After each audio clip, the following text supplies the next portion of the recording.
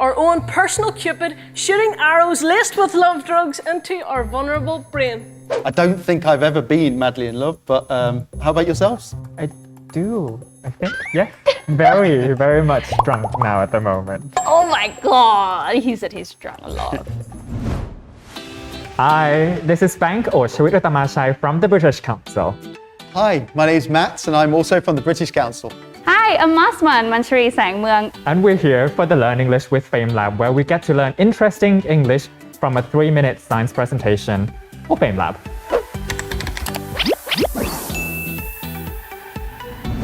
I actually noticed you are all dressed up today. Oh yeah, just a little bit. Amasaman, are you going on a date? Well, I think that piece of information can be told later. Okay, but I think because you look so great today, if I fall in love, I might look as nice as you, I hope. Seriously, I mean, isn't it a fact that I'm already beautiful, but love can add a little bit of spice into the beauty. Right. And I think that's the topic that we'll be watching today, and it's The Secret of Being in Love by Emma from the UK. Let's watch then.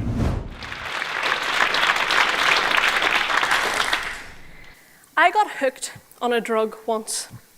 It created an altered chemical state in my brain that I haven't recovered from since. It made me do crazy things, but I had no control. I was addicted. My drug? Love. So she said she's been hooked. Is that right? She did. She said she's hooked on something. So to be hooked on something means to be addicted to something, or you have no control. Right. So you can't really do much about it. Exactly. Okay. As a recovering addict, I now know there are 3 distinct stages of love. Join me on my journey of madness. We begin at stage 1, lust. At puberty, 2 sex hormones become active in the body, estrogen and testosterone. And from then on in, we are constantly on the prowl for someone to reproduce with. How do we entice them? We flirt. 2 words that I noticed straight away were, well, the first one was flirt, to flirt with someone. So when we flirt with someone, it means we act in a way that we want the other person to feel attraction to us. So maybe I say some things to make the other person attracted to me. Give us an example, Masaman. How do you flirt? As a woman, flirt, I would do just something with my hair like, hi. Exactly. My name is Masman. Okay. Flirting ignites an animalistic part of the human brain, giving us 2 choices, approach or retreat. That hottie in the front row, approach.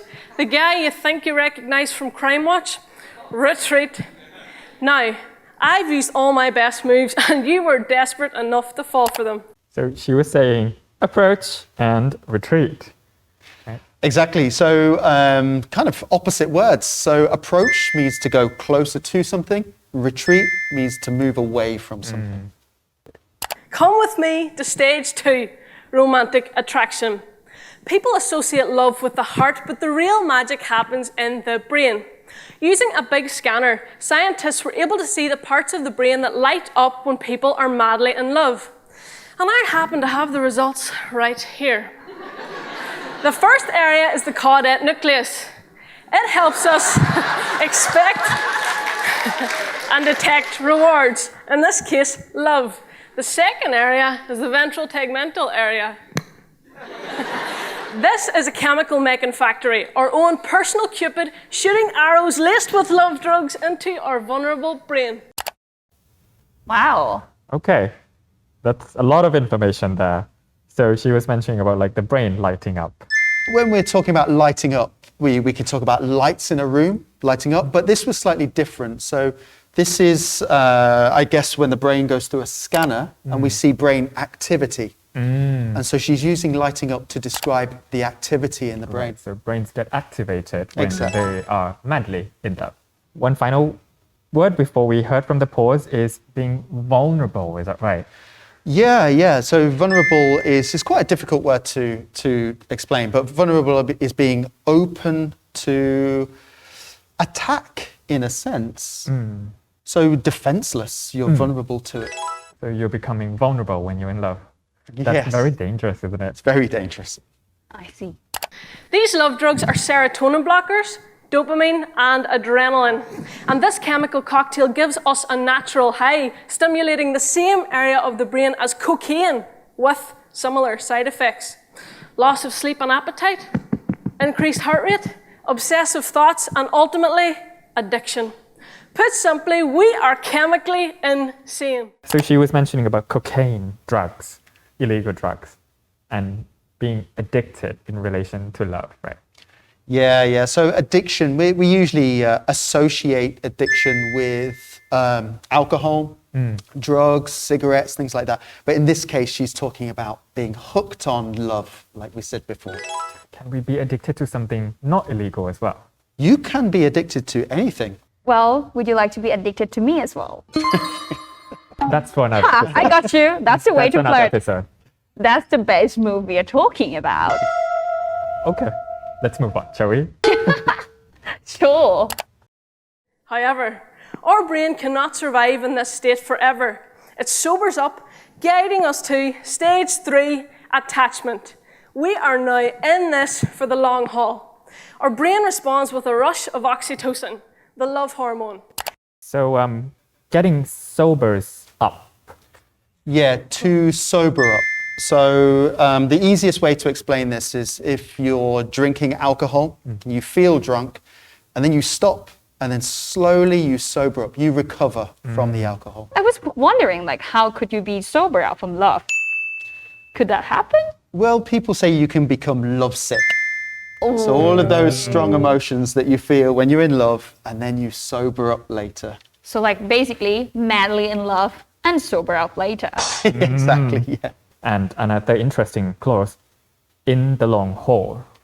Yeah. So usually we say in it for the long haul.